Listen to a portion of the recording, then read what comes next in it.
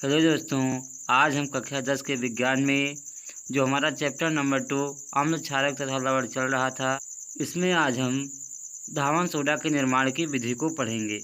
दोस्तों, यदि आपको यूपी बोर्ड में कक्षा 10 के विज्ञान में यदि आपको टॉप करना है तो आप आज से ही अपने लक्ष्य को तैयार कर लीजिए कि हमें इतने % नंबर अचीव करने हैं। दोस्तों, जब तक आपका कोई लक्ष्य नहीं होगा तब तक आप लक्ष्य की तरफ आगे नहीं बढ़ पाओगे।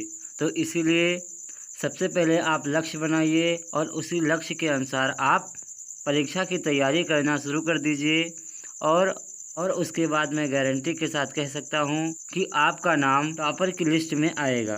दोस्तों, अब हम सीधे अपने टॉपिक पर आते हैं। हमारा टॉपिक है धावन सोडा की निर्माण विधि।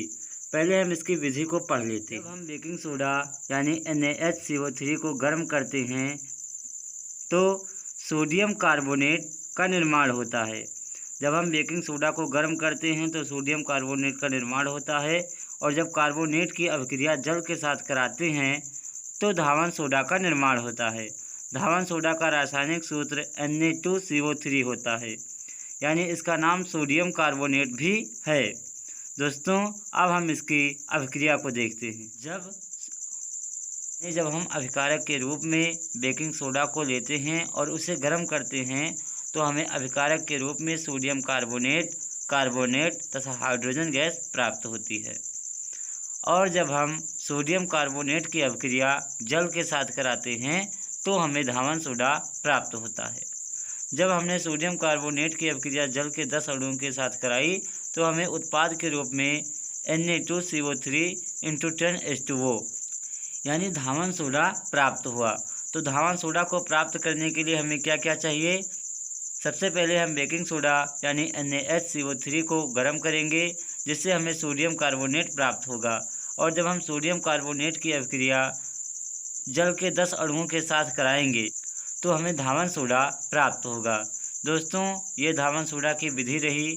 अब हम धावन सोडा के उपयोग को पढ़ते हैं। हमारा अगला टॉपिक है धावन सोडा का उपयोग, जिसमें पहला उपयोग है कि कागज तथा कांच के निर्माण में धावन सोडा का उपयोग किया जाता है। दूसरा है साबुन के निर्माण में। साबुन के निर्माण में भी धावन सोडा का उपयोग होता है। तीसरा है घरों की साफ सफाई के लिए।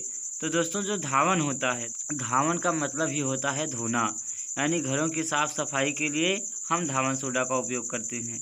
अगला है जल की कठोरता को कम करने के लिए। दोस्तों, यदि हम कोई मैला कपड़ा केवल पानी में धोते हैं तो वो पानी कठोर होने के कारण कपड़े को साफ नहीं कर पाता, लेकिन जब हम कपड़े में थोड़ा सा धावन सोडा डाल देते हैं यानी कि कोई निरमा या साबुन डाल देते हैं तो उससे जो जल की कठोरता है वो कम हो जाता है और हमारे कपड़े अच्छे से साफ हो जाते हैं। तो दोस्तों, हमने इस वीडियो में धावन सोडा की निर्माण विधि तथा उपयोग को पढ़ा, जो कि यूपी बोर्ड में विज्ञान की परीक्षा की दृष्टि से काफ़ी महत्वपूर्ण है। आप इसे अच्छे से तैयार कर लीजिए। ये आपको परीक्षा में 2 से 4 अंक हर हाल में देकर जाएगा। दोस्तों, हरिवंश राय बच्चन जी की एक लाइन है कि मंजिल मिले या ना मिले ये तो मुकद्दर की बात है, मंजिल मिले या ना मिले ये तो मुकद्दर की बात है, हम कोशिश भी ना करें ये तो गलत बात है।